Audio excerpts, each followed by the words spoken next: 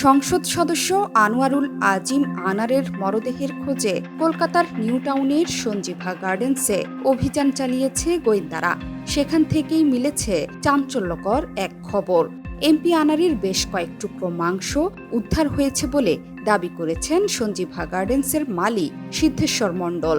তার দাবি তারই ভগ্নিপতি ভূষণ শিকারী উদ্ধার করেছেন সেই মাংস।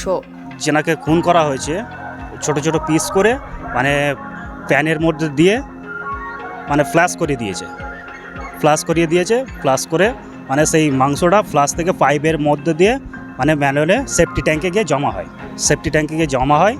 সেখান থেকে যিনি উঠিয়েছেন আমাদেরই বোনাই হয়। তিনি বলেন, ওই অ্যাপার্টমেন্ট ভবনের পাশের সেপটিক ট্যাঙ্ক থেকে দেহাংশ উদ্ধার করা হয়েছে। তবে এ বিষয়ে কলকাতার সিআইডি বা সেখানে সফররত বাংলাদেশের গোয়েন্দা পুলিশের পক্ষ থেকে এখনো কিছু জানানো হয়নি।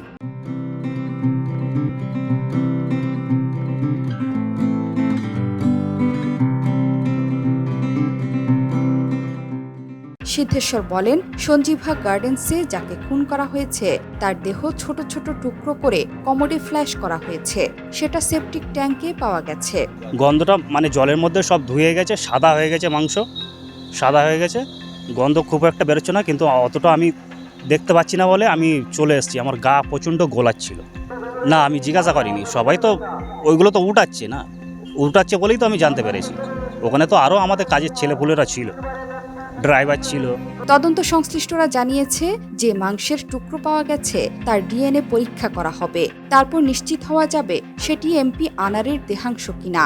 এই মাংসের টুকরো যদি এমপি আনারের হয় তাহলে কিছুটা স্বস্তি মিলবে পরিবারের।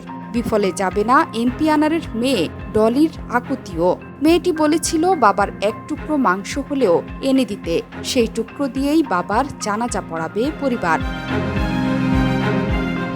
সোমবার তদন্ত সূত্রে জানা যায়, কলকাতায় গ্রেপ্তার জিহাদ হাওলাদার ওরফে কসাই জিহাদ জানিয়েছেন, নিউ টাউনের সঞ্জীভা গার্ডেন্সের বাথরুমে টুকরো টুকরো করা হয় এমপি আনারের লাশ। পরে সেগুলো পলিথিনে ভরে ট্রলিতে করে নিয়ে পাবলিক টয়লেট সহ বিভিন্ন খালে ফেলে দেওয়া হয়েছে। মুম্বাই থেকে গ্রেপ্তার খুলনার বাসিন্দা কসাই জিহাদকে নিয়ে সোমবার খুনের ঘটনাস্থল কলকাতার সঞ্জীভা গার্ডেন্সের ওই ফ্ল্যাট এবং একটি বর্জ্যখাল পরিদর্শন করে ঢাকা মহানগর গোয়েন্দা পুলিশের একটি দল। এর আগে জিহাদকে দফায় দফায় জিজ্ঞাসাবাদ করেন ডিবির সদস্যরা। তাকে জিজ্ঞাসাবাদের বরাতে এসব তথ্য জানিয়েছেন ডিবির কর্মকর্তারা। জোহরা চৌধুরী সেতু, ৭১।